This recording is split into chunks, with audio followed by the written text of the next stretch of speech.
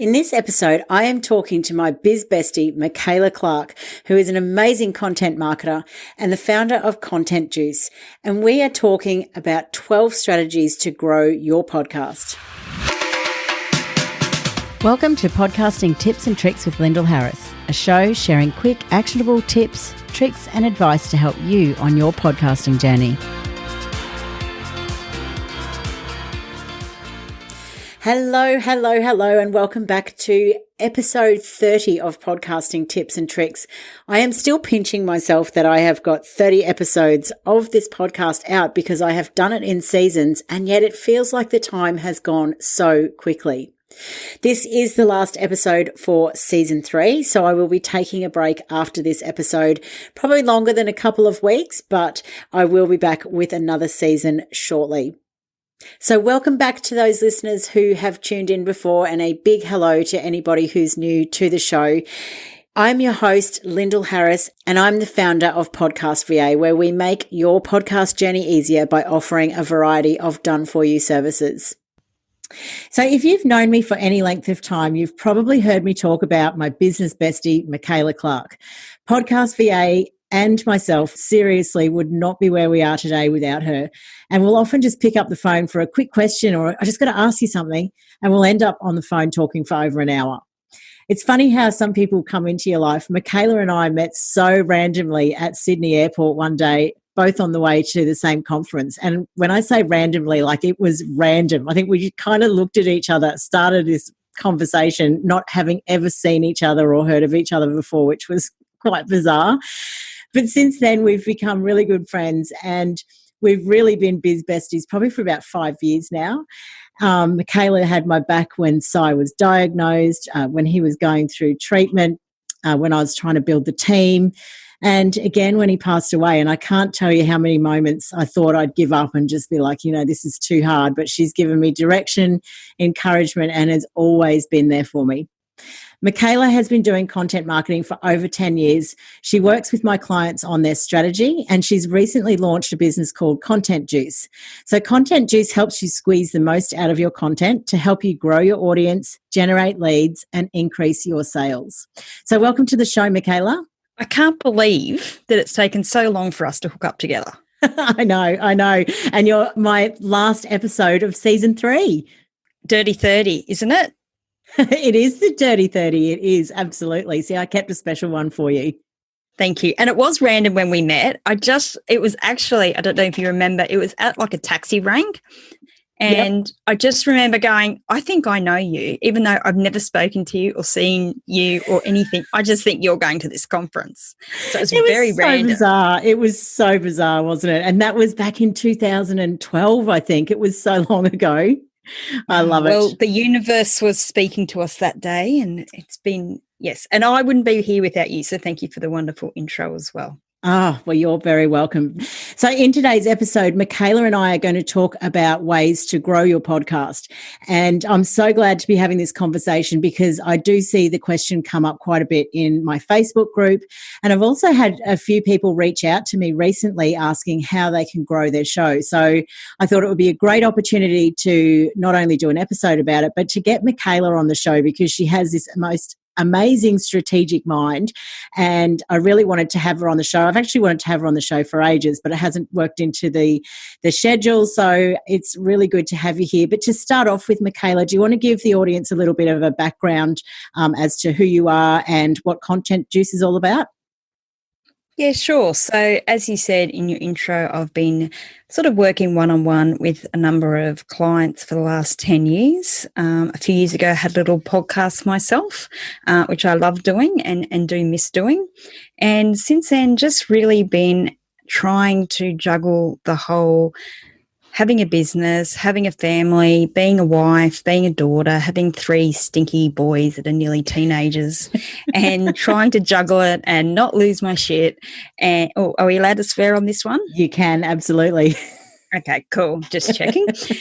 And just basically trying to hold it all together while trying to, build a little bit of a business and bring some money in. And eventually some space opened up that I could launch Content Juice, which is, as you would know, has been in the back of my mind for a few years now.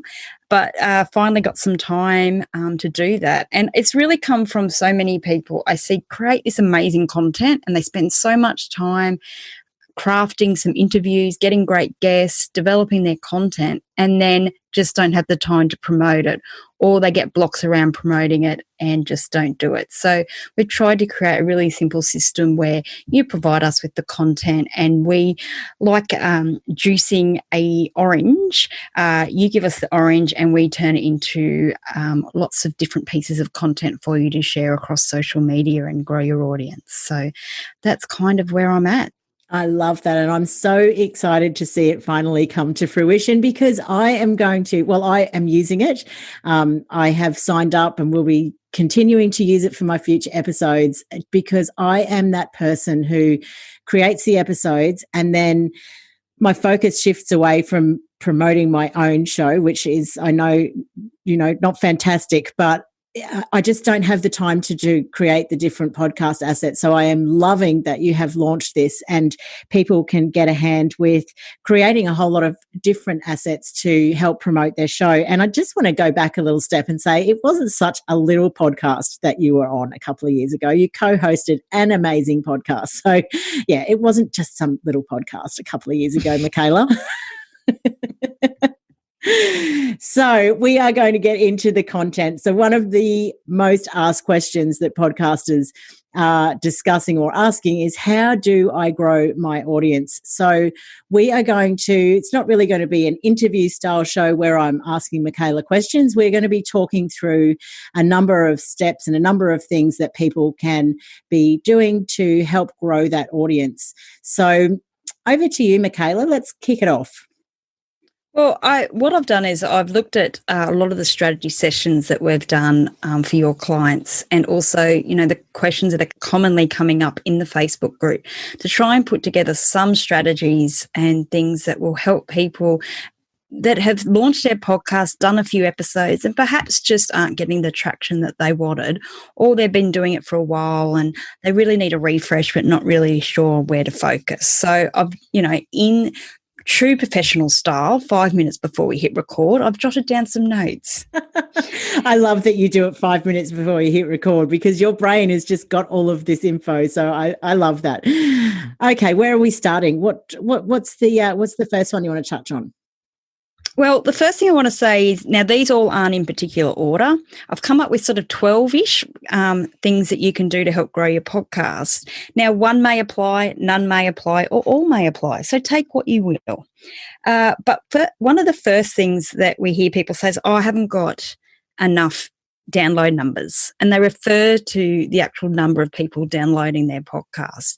And yes, it would be great to have millions of downloads and create lots of wonderful advertising revenue and go high on the charts. But I guess I really want to question first off, what is the purpose of your podcast, and why do those download numbers really matter? And I think you need to just step back and go, okay, what was the reason for me starting the podcast? Was it purely just I want to do it for fun? Or was it you want to build your brand? Of course, you wanted to get perhaps some new customers and get some increased sales and people into your sales funnels.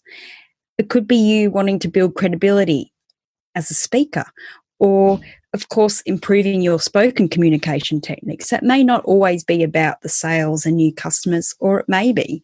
It could be just you getting out of your comfort zone and putting yourself out there. It could be adding value to your existing clients and just giving them a way to promote themselves.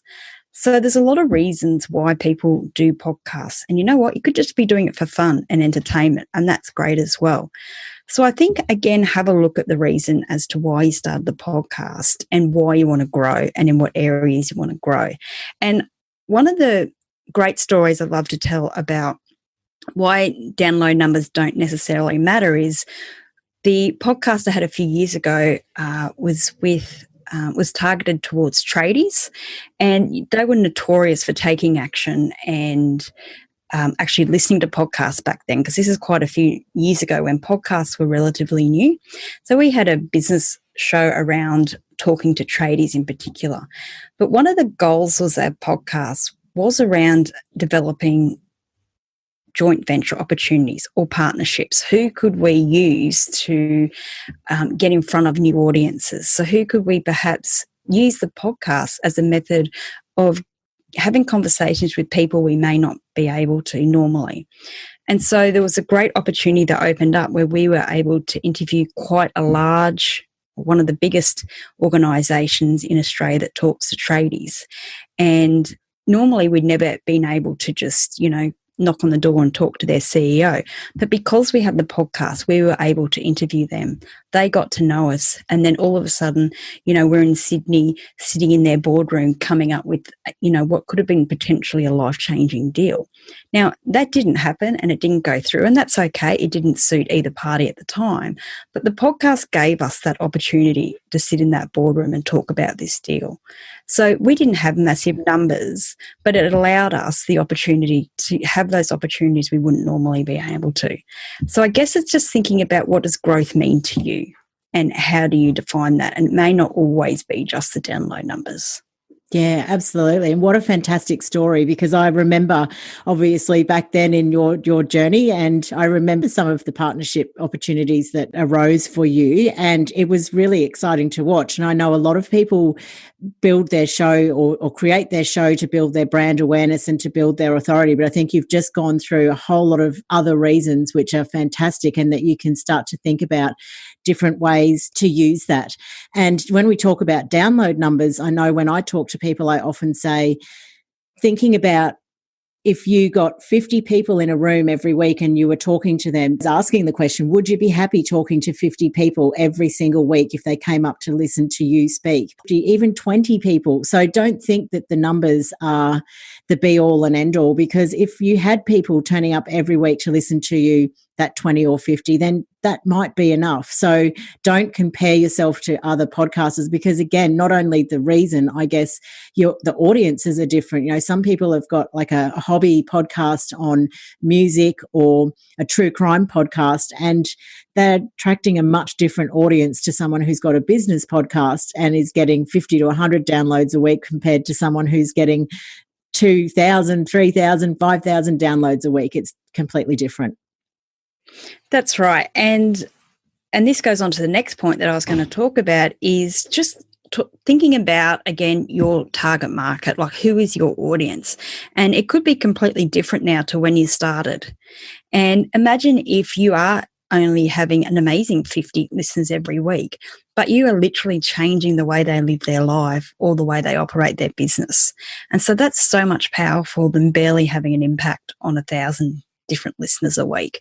So it's really about having another think about who is your target market, who are you actually speaking to, and how you can develop your podcast around them. And I mean, when you're actually recording it, having that person in your mind about, it could be a customer that you've had in the past, or it could be someone in your community that you talk to regularly, and actually have a conversation with them. And that way you are starting to be more relatable to your listeners and talking to them in a way that you haven't reached out before. Yeah. And interestingly enough, there's somebody in the Facebook group who posted just this week about their podcast. So it was Paul Cochran who posted in the group that he has a podcast that is, it's called Childers, the podcast, and it was all about the backpackers burning down 20 years ago, where a whole lot of young people lost their lives. And there was a fire in Bundaberg this week, actually, and he posted that a lot of the people, and luckily this week nobody was hurt and everyone escaped, but a lot of the people had actually listened to his podcast because they were backpackers and it was relevant to them. And so they had a little bit of a plan. And when you're talking about how you might change somebody's life or their business, like that there is a perfect example of he's changed their lives. A great example of how, yes, it might be a big or a small market, but how are you making a difference to them? That's right. And I think that's, it's better than 50,000 downloads if you're having an impact on the right people. So the next thing I thought was also comes to, reviewing your target market from when you started, but also actually reviewing your content. Are you actually entertaining if that was your reason for doing the podcast? Or are you solving an actual problem for your listeners? Actually reviewing what your content is about. Are they walking away from your episode with a quick win that they can implement in their life and business? What feeling do you think they have after they've listened to you? So it could be completely different from when you started. But is there a way with your content that you can change and perhaps make the episodes more engaging than they have been previously? And it comes down to perhaps it's, like you said, with the Backpackers podcast, is there a niche that perhaps you've looked at content that you've done previously and those particular episodes got a lot more engagement and download than others? Perhaps it's time to pivot the podcast content away and niche into a different area, because again, just how you started the podcast doesn't mean that's how it has to continue. It's your podcast. You can do the bloody well what you want with it. That's exactly right. That is exactly right. And actually, I was having a session with somebody this morning, and I was just showing them how to go into Apple Podcasts and look at the Apple or the iOS specific stats, because you get great stats, or most hosting platforms give you great stats. But if you want to see some more episode specific stats, jump into podcastconnect.com and you can go through your episodes and you can see the consumption, which is really interesting, because sometimes when you look at the episode and see how much people have consumed of it, you can then take that information, as you say, and try and work out, well, are there episodes that people are listening more to on that overarching level that you can get from your hosting platform, but you can also go in and get the episode stats as well, and they can help you drive your content. And honestly, if you ever need to, Michaela is just this fountain of knowledge when it comes to content. Honestly, there are times when I'll say to Michaela, oh, I'm not sure what to, and she will run off 20 to 30 things. And I'm like, wow, okay. Her brain is just, it's just, you're wired that way, aren't you, Michaela? Like, it comes to you easily. But I like what you're saying about reviewing it and having a think about what do they want to hear, because we can sit down quite easily and say, okay, well, we'll brainstorm this list. But if it's not what your audience want to hear, then they're not going to tune in. And one thing I do love about the group, and also just other groups that I network within, is I do ask them, what do you want to hear on the show? And then I'll take their suggestions, because obviously that's what they want to hear. So it's great for me helping the content, but it's also going to make sure that they, or sort of ensure that they're going to listen to it, because they've told me that's what they want. That's right. And another little tip is, always think about the frequently asked questions that you get asked, whether it's in business or, through your website or whatever your podcast is about, because every time you get asked a question from someone, that's another episode. So often you think, oh, people already know this stuff, or you don't know what you don't know. But literally there's so much content there that to you it mightn't be that interesting, but actually to your listeners it's something really valuable. And the other thing I want to say is, when you're reviewing your content, also think about what you like recording. So yes, it's about the listeners as well and giving them content that they enjoy. But what kind of episodes do you like doing? And because you've got to want to do this and keep enjoying it. So also have a think about the ones that you've found less stressful or enjoyed the most, and trying to bring that together with what your listeners want. And it's remembering too, with those frequently asked questions, when we know a topic or something so well ourselves, we don't think about the fact that it might be useful to someone else. So I know in conversations I've had with people that it might be about, I don't know, like the ID3 tags, and someone will say to me, what is that? And they want to know more about it. And then they'll say, do an episode about that. And it's like, yeah, okay, that's really interesting, because I know what an ID3 tag is and I don't think to explain it necessarily. So really just thinking about, as you say, like when people ask you questions, take those questions and turn them into your content.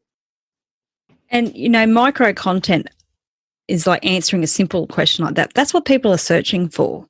And that's kind of things that they want to know about. And especially with audio search coming and all the voice search and things like that, those kind of micro pieces of content are going to be really valuable over the next few years as well. Absolutely. So I think we've covered off about 3 so far. What's the next one? Right. So the next one I'm just going to touch on because I think everybody out there knows they should be doing it, and that's repurposing your content. So if you want to grow your podcast and grow your listeners, you do need to do some promotion of it. And I'm talking more than just releasing a link on the day your episode goes out and hoping magical fairies come along and it goes viral and all of a sudden you've got a reality TV series. So I think all of our audience know that they should be repurposing their content. And when we say repurposing, making audiograms, blogs, images, all that kind of stuff. And there's a million ways and things you can do with your podcast. But what I do suggest, and I won't harp on it now, but for our listeners here to go back to episode 8 of yours, where you talk with Shannon Morrison, where you go through 20 ways to repurpose your content. And there's some great ideas in there to help you do that. A podcast, you can either repurpose information into a podcast. So if you've got blogs and you've got presentations and what have you, you can repurpose those into a podcast episode, but you can also repurpose, obviously, as we're talking, your podcast into a whole lot of different things. And as you say, we did do, I think, 20 plus ways to repurpose your content in episode 8. So jump back there and have a listen. But it just saves you having to reinvent the wheel, doesn't it? Because you don't want to have to go and do a podcast episode on one topic and then go and do a blog on a different topic. Like you can really use it as your content creator for the week or the fortnight or the month or whatever, and just have that as the hub of your content and work around that. That's right. And we've just repurposed a content episode then by referring back to episode 8 in an existing episode. So there's lots of little ways of just keep thinking about how can you keep promoting your content that you put so much effort into. And I think one thing is, okay, for me, I hate paying bills. Okay, I don't know. It's a block I have. I like to have the money in my bank account. I don't like to spend it out to other people. And I think it's a little bit the same where people have a little bit of block about putting their content out there. And I'll get onto this later about worrying too much about what other people think. But I think a lot of people say it's time and everything as well and priorities. But I think a lot of people actually have a bit of a block about putting their content out more and thinking that they're going to annoy people by putting out all these different snippets and things like that. And I find that, it's sad, isn't it, that we put all this hard work in and then we don't want to shout from the rooftops, hey, come and have a listen. I've got things that can help you or make you laugh or entertain you. Yeah. So I think a lot of it, we go, I don't have enough time and I do other priorities. But I kind of think there's some mental rubbish going on there too. You're not talking about me, Michaela, are you?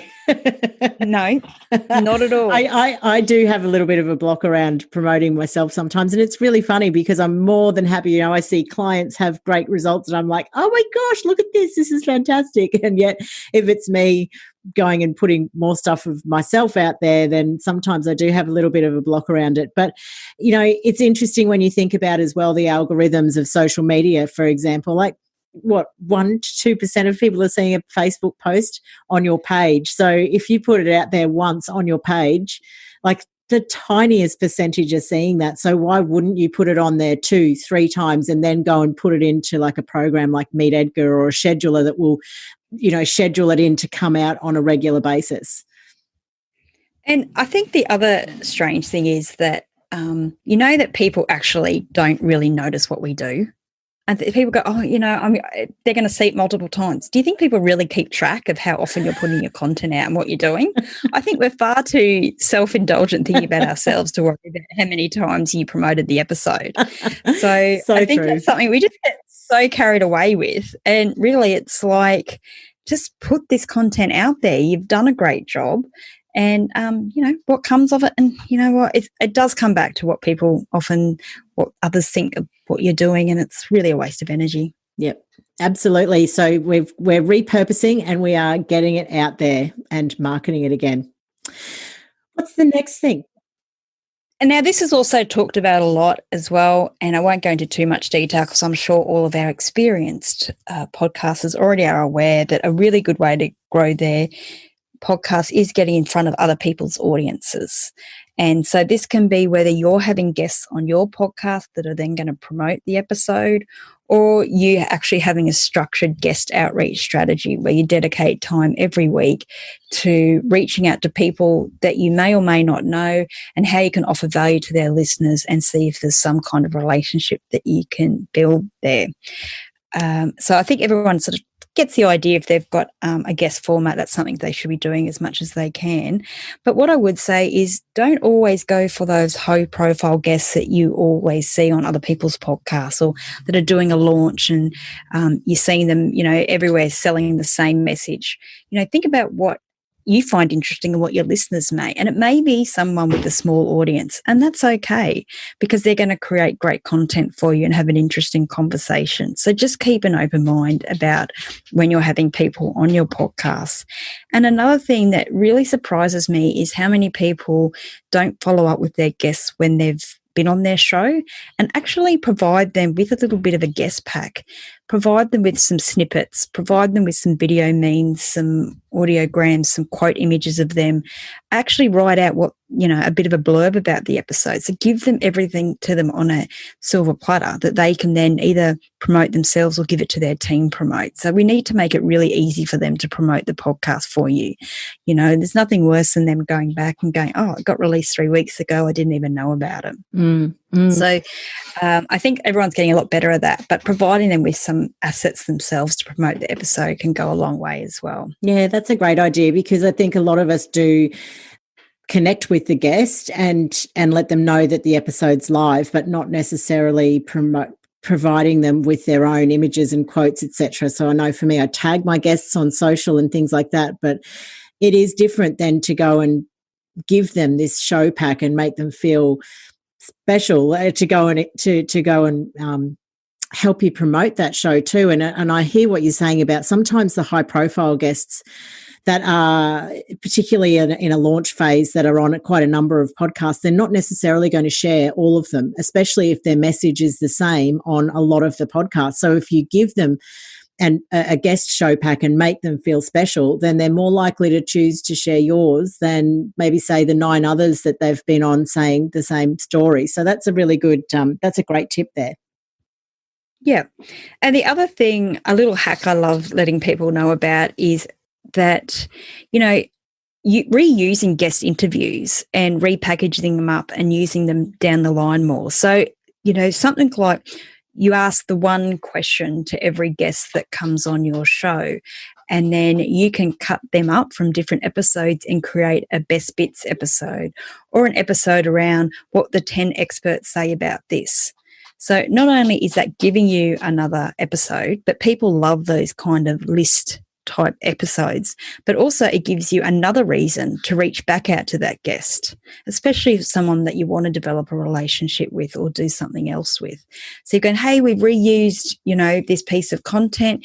Here's some more assets to promote it if you'd like, but just letting you know.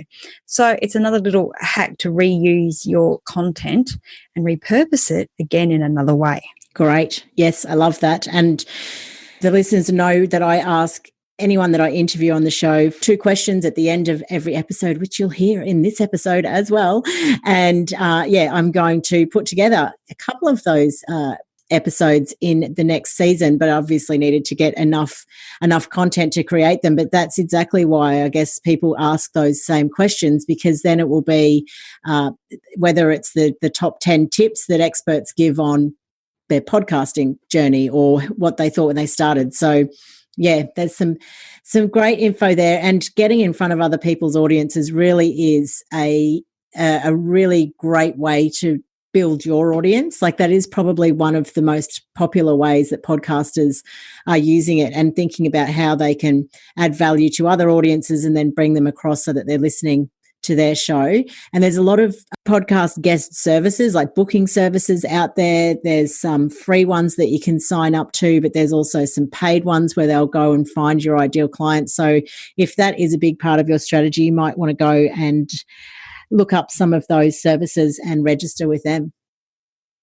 And I think it's just to also dedicating time and space to do that outreach and be part of that. Like it's a mental shift. Okay, this is going to be my priority now with the podcast, is getting in other in front of other people's audiences, and just looking at not necessarily like the big audiences, but there could be some really key relationships that you have that may have smaller audiences, but those audiences are really keyed into who your target market is. So yeah, it's a really great strategy. Yeah. And we've touched on before in other episodes how if this is part of your strategy, personalize your pitch. Like, don't just go and have a list of podcasts that you want to be on and then a blanket email that you send out or a VA sends out for you. Yeah. Because I know, Michaela, you have been in that position.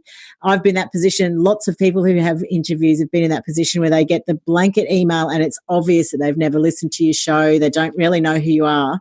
And they're not even offering any advice on the value that they're going to give to the audience. So if you're going to use this strategy, spend some time getting to know who you're reaching out to, personalize your pitch, really make sure that you are making it obvious to the podcast host that you know of the podcast, you know what it's about, you know what value you're going to add, and you can tell them that the similarities in the audiences and it's things like that that makes a huge difference.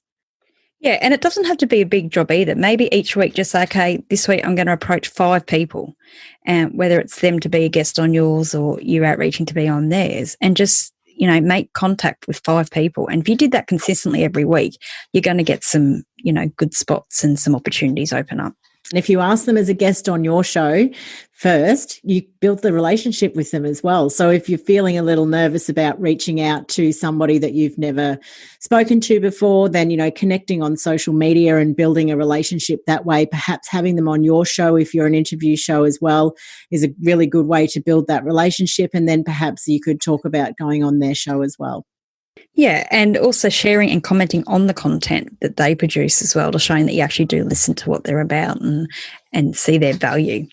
So the next one I wanted to chat about, and I think this is one of the biggest growth opportunities, particularly in more business-related podcasts, but it's actually looking internally within your business and how you can use your podcast more.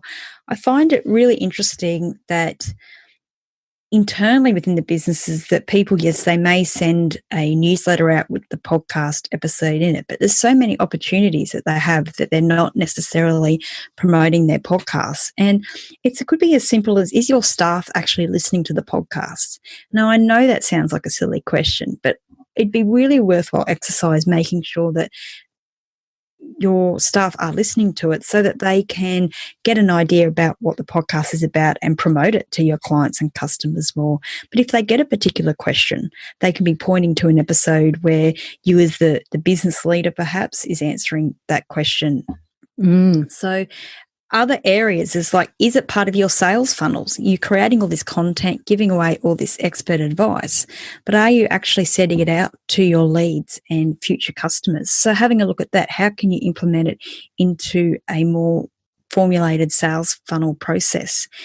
Is it part of your onboarding new clients? Perhaps you talk about the why you do your business or the history or reasons you do certain things a certain way. That all is great content that you may have put on your podcast, but would be great to let new clients coming on board know about it as well if they haven't heard it. So in including it in some other processes that you have in your business, have you used it on the About Us section of your website or about your team members if you've interviewed them on something? Again, we've already talked about frequently asked questions. So your staff and customers would be giving you content all day long that you can use as another way of creating some new content. Also, things as easy as is in your email signature. Think about how many emails that you send in a day. You know, it takes 2 minutes to literally put, you know, your latest podcast link in. And then again, that's another way of getting that content out to people that already know and like you and giving them some extra value. Of course, there's some old school marketing. You know, is it on your business card? Is there a sign in your shop if you have an office or a brick and mortar about your podcast? You know, it's also going offline and letting people know about it as well. And of course, you know, like I said, newsletters and other external communications that you do, are you including it on there? And another little trick is some people have QR codes that link to episodes in their podcast. So they print it out and they print it on the front counter or on business cards again, and customers just need to scan that code with their camera, and that takes them straight to a link to subscribe to their podcast or listen to a particular episode. So again, it's thinking about in your business, when are you communicating with your customers or potential customers, how can you include your great content out to them? Yeah, absolutely. I'm just scribbling little notes down here as you're saying that. There are so many little nuggets of gold right there. But when you talk about the onboarding, like I've just had a moment where I can think about where I can include some of my episodes in my onboarding, my new clients. But I have a client that I signed up very early, actually, when I started Podcast VA. And I remember he said to me, he doesn't particularly do his podcasts for the brand awareness and finding a new audience in Apple Podcasts, and well, Spotify didn't do all the podcasts back then, but in the bigger directories. His objective, I guess, was so that as people signed up to his lead magnets, he was bringing them through that funnel, and he was bringing them through with, in his email sequences, he would include his episodes and things like that. And that was his main objective. It was to use it in some of these formats that you've suggested there. And it was really fascinating. It really opened my eyes to different ways that people are using it. But you just went through so many fantastic ones there. Like, wow, yes, the About Us section, the frequently asked questions, put an embedded audio player onto your frequently asked questions page on your website that answers all of those. And I love the ask your staff to listen, because when they're engaged in it as well, they'll talk about it, but they'll also be able to help you brainstorm ideas because they're getting questions from clients and customers that are talking to them. Oh, what else have you? Email signature. Email signature is a great one. Just popping the link in there. Have you listened to my latest episode? There's so many fantastic ones there. And in fact, actually one that I can think of that I've seen a couple of clients doing quite successfully as well is using the chatbot in Messenger now as well to deliver the latest episode. And whilst I am by no means a chatbot expert, I believe it is fairly straightforward to set up a chatbot. It's just setting up your RSS feed in there. So every time a new episode goes out to your RSS feed, which is obviously through your hosting platform, it pushes a message out via Messenger's chatbot. So that could be another one to think of. Yeah, and I think it's just a matter of just looking at all the ways that you are communicating out there in the world and how can you incorporate some valuable content into that. Yeah. And the other thing is that people are going to like and trust you quicker if they're seeing or hearing you rather than the written word. So it's just another way to build that trust quicker as well. Yeah, absolutely. It's like we often say it is that really intimate way to get to know someone and they get to know you quicker. So definitely that. Gosh, we've covered so much amazing content already. What are we must be up to about 7? The 7th way? Yes, we're just over halfway, which brings me to my next point, which is, sometimes it's just a matter of changing your podcast up. Is it that you are a bit sick yourself of doing it the same type of way, and perhaps your listeners are picking up on that? But what I love is those podcasts where you don't necessarily know what's going to come next. And so it could be as simple as just changing up the format. If you've always done a solo and then an interview podcast, maybe you do something a bit different, surprise your listeners and see what you can turn up next. So maybe it is a recording of a workshop or a keynote that you did recently. One of my favorite things is rants. I love hearing people go off about something. And I think there's so much vanilla in the world and everyone's a bit bland.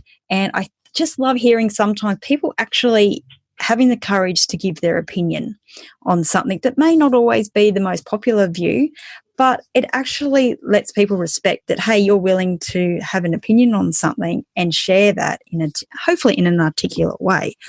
And sometimes I say to clients, you know what, if you're going on a rant, grab your phone and just record your immediate frustration into your phone, because that raw content, you'll never get that when you sit down in 2 weeks to record. You may not release it, or you may chop it up a bit, or you may grab just a snippet from it.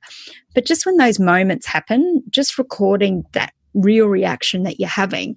And that can be a really great way of opening up your personality a bit to your listeners as well. And it may be a funny anecdote that just happened in a cafe or something like that, but it's just giving a little bit of a variety until the way that you present your content. So think about, is it that you've always done solo and perhaps now you need to look at interviews, or vice versa? Or is it more of a story podcast? Or just have a think about how actually changing up the format of your podcast could make a difference. And the next point on that, which is a little bit similar, is how about looking at a content series as a different change in format? People love to follow case studies or people on a journey. So is it perhaps that you tell a story or follow someone across a 3, 4, 5 episode series, or is across a 6 or 12 month?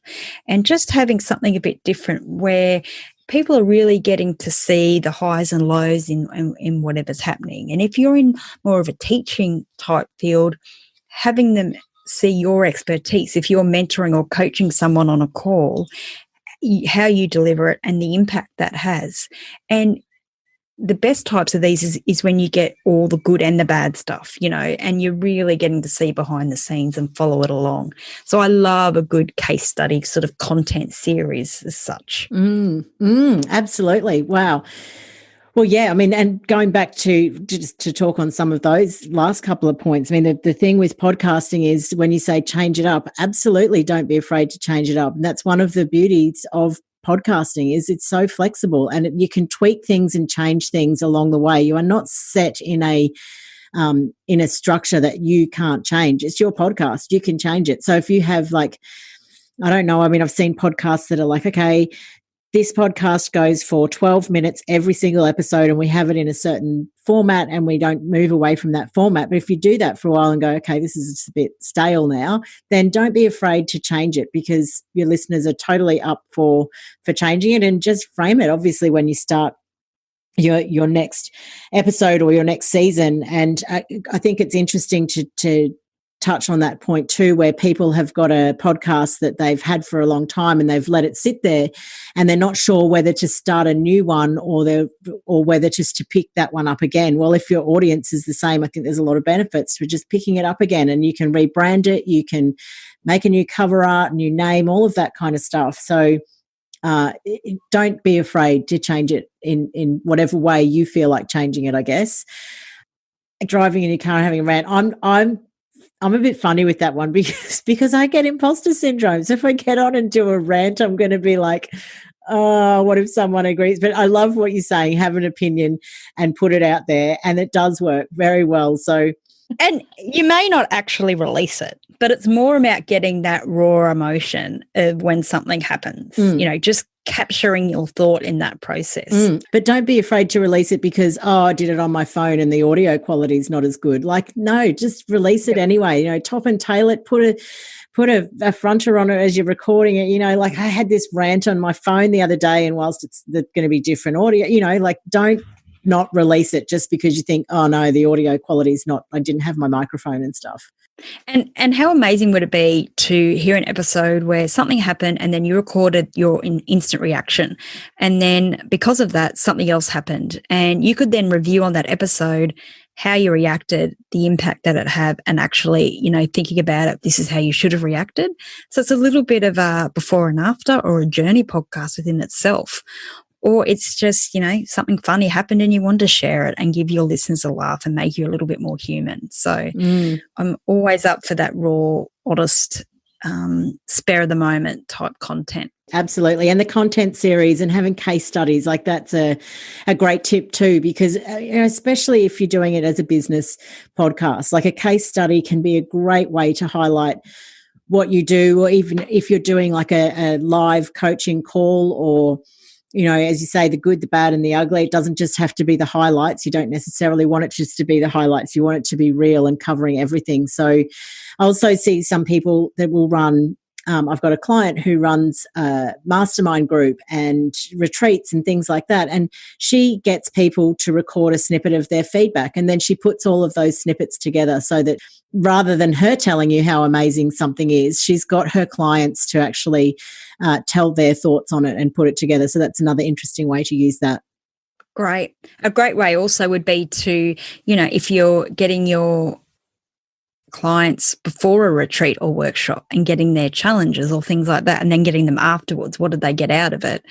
Sort of capturing that journey within itself as well. Mm.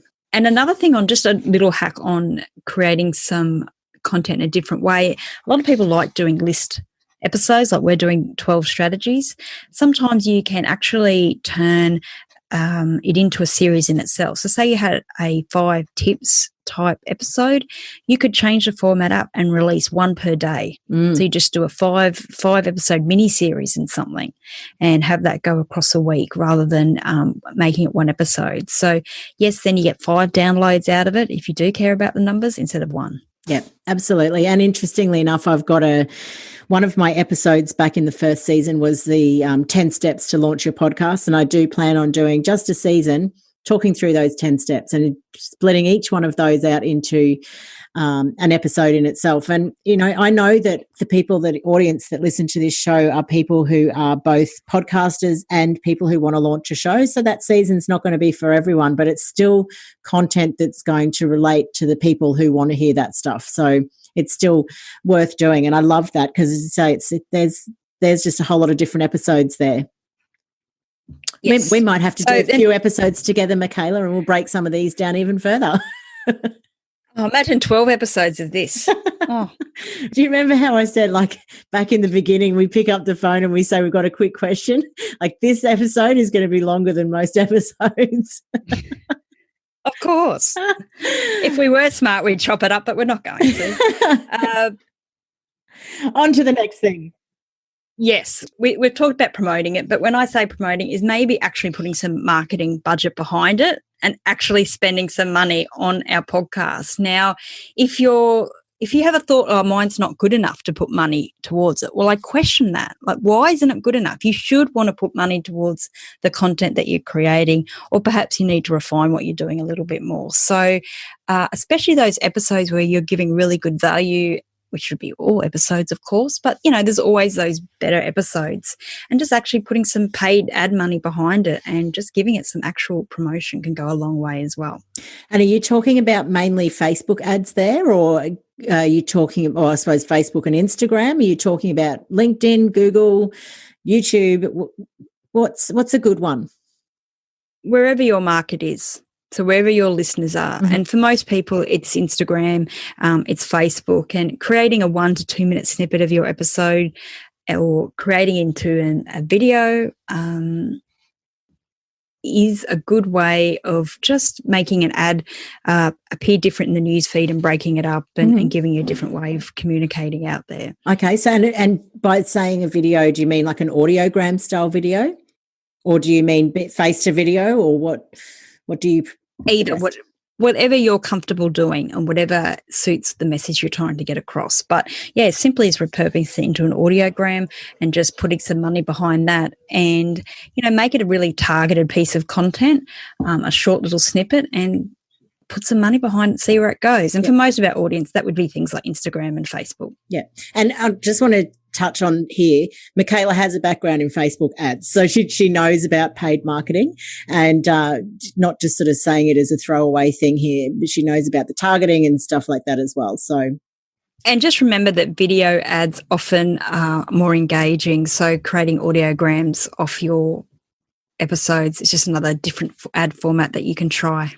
I love that. In fact, I have heard people say that they've snipped up a little bit of their content and done it in an audiogram or in a video and put that money behind it and had success. I personally haven't, but perhaps I will try doing that when I'm remarketing some of my older episodes, actually. So what else have you got for us? So the next one I really want to talk about is leveraging current trends and opportunities and using that for things like media outreach. So at the moment, things like COVID-19, there's all these different content areas. Perhaps it's about work from home tips or homeschooling or mental health issues or all these types of things. And the media are really looking for experts and things that can comment on these types of stories. So recording episodes and then sending that content out as potential story ideas make journalists' jobs so much easier. They've heard what you've said, they can take it, use it as an interview and put it out there to promote your podcast and get some media PR opportunities happening. And the other great little tip is a website called Source Bottle, which is spelt source as in SOURCE bottle. And that's where journalists go if they're looking for experts to comment on a particular subject. So it's a free service. You get all the emails, call outs in your email once or twice a day. And you can go through and look at what kind of experts they're looking for. And if you've done an episode on a particular area, you can send that to the journalist straight away. So that's sourcebottle.com.au. Which is a fantastic resource to sign up to. And as you say, I mean, if you've got a podcast and you can send that to pitch for the Source Bottle expert, then that's going to be that little step ahead of someone who's sending in a written pitch, I think, because they can hear you, it's that going back to that building that trust factor a little bit quicker. So that's another great tip there. All right. And so we've got 2 more to go. The next step is quite simple, and it could be just a matter of having a break. Perhaps you just need to step away from it and have a break, and perhaps your listeners are getting a little bit tired as well, and they can hear it through you as well. So sometimes the best thing for your podcast is to have a break away from it, re-energize, come back all fresh with new ideas and keep going from there. So that could be another sort of simple growth tip that you could try. Yeah, definitely. And it's funny to say have a break or refresh, but if people are releasing on an ongoing basis, like a weekly basis, a fortnightly basis, and they're not having, seasonal podcasts are a little bit different because you're scheduling in those breaks between seasons, which is obviously how I changed this show to be, but it can be hard to keep going week on week on week. And so end up a season, finish it off, round it out, tell your listeners that you're having a break. Don't just stop doing it and then have them wonder like, oh, well, actually I haven't seen an episode released for like 4 or 5 weeks. I wonder if they're even going to do this anymore. Just sort of wrap it up and let them know. And then, as Michaela said, re-energize, come back with fresh content, and you'll feel a whole lot better for having a break. I've worked with a lot of podcasters over the years, and that week in, week out scheduling of shows, and I put a post in the Facebook group about how long does it take you, and it's taking some people a lot longer than others. And so, yeah, you might just have that break and it will make all the difference. And you know what? You may not come back to it, and that's okay. You've still got great content that you can still use, especially if it's evergreen, through all the ways that we've talked about in the episode as well. So it's not like it's going to waste. You can still use all that great content. Absolutely. And last but not least, you know what? It's just about asking perhaps what other people might think. And I'm not always a big fan of getting opinions of certain people about what you produce, but sometimes asking the right people and getting an outside opinion can just give you a fresh look at something. When you're so close to it, you don't really know, or if you've been doing something for a long time, you're maybe stuck on ideas and things like that. And so that's why we have strategy sessions, isn't it, Lyndall? It absolutely is. It absolutely is. And I have had such amazing feedback about the strategy sessions that you do with clients, Michaela, because you obviously touch on a lot of this information, but in more detail. And we do strategy sessions. I do a podcast health check as well, which same thing. Sometimes the strategy is more about the content and how you're formatting it, whereas the health check is more around the technical side of things. And sometimes you just need some outside eyes to just go, why don't you try this? Or why don't you do that? So absolutely. And great if you're stuck on ideas, because often I love just brainstorming all the different types of actual content or episode ideas that you can do as well. So that's another fun part of the sessions. I cannot tell you enough. Like Michaela, as I said to you before, her brain is just wired this way. And when you get on a call, and I know Lauren's talked about it in the episode I did with Lauren Stratford, she was just blown away. She's done a couple of sessions with you because Michaela is just... yeah, she'll just get you thinking differently about it. So definitely keep that in mind if you feel like you need to, just having a session with someone else to brainstorm through some of that stuff. So we've come to the end of the 12 points, and honestly, we could keep going. I'm sure there is so much more stuff that we could cover. The one thing that I think we could add to the end of all of that is just one word, and that is consistency. If you're going to release a podcast and you want it to grow, be consistent and know that it is a long game. You are not going to release your show and have it going off within, if you're trying to grow your audience from not too much, I should say, you're not going to find it, to be this massive success in a month or 2 months or 3 months even. It might take you a year. It might take you 2 years, but keep going. Know it's a long game and keep being consistent, and start thinking about how you can incorporate some of those 12 points that we've just been through into your show. So at the end of every interview, which you heard us talk about before, I like to ask my guests 2 questions. So Michaela, what do you wish you'd known when you started your podcast? Well, the biggest thing was learning that I'm my biggest obstacle, and that is actually something I can control. So for me, it was just getting out of my own way and stop overthinking it and just start recording. Because until you start doing, you don't actually know what you like doing. You don't know what you're good at. You only really learn by doing. So when I started the podcast years ago, it was something I'd had in the back of my head for ages and ages beforehand. And the right opportunity and the right co-host of Warwick came along, and so the doors opened and it just flowed from there. But it was more like, you know what, it's just about knowing that a lot of our overthinking that we're doing is all about self-sabotage, and that's getting in the way of where I wanted to go. And it was just, I guess for me, it was about acknowledging that I was doing it and just getting out of my own way, and stop listening to all those stupid voices that go around in my head, and take some action, because whenever I took action, I felt better. Yes. So, yep. Kick that imposter syndrome to the curb, and the self-sabotaging and all of that sort of stuff. What is your best tip around podcasting? So what I would say is to spend 5 times more promoting it than recording and prepping for it. I just think that, like I've said before, that there's such great valuable content that everyone shares in their episodes, and it just doesn't get out to enough people, and we don't emphasize the importance of really promoting it and continuing to promote it the week of the release, 2 months after, a year after, and putting it in all those areas in your business or out to your community that we've discussed today. And it is a bit of a block for some people about promoting their episodes, but I would say look at it. What valuable information or entertainment are your listeners missing out on because you're not sharing it? And so I think it's just a matter of putting it out there. And the other thing is just stop caring what other people think. I think it's just scary about what we haven't done in our lives because we're so consumed about what other people think, which is really pointless. That is so true. Stop caring what people think. Thank you so much. That was such a great conversation, and thank you so much for coming on. You will be on the show again. I'm going to make you a regular guest because I could talk to you for hours and hours on podcasting. I think I could do a whole bloopers show on just this episode, which is I just had the giggles in a few moments there.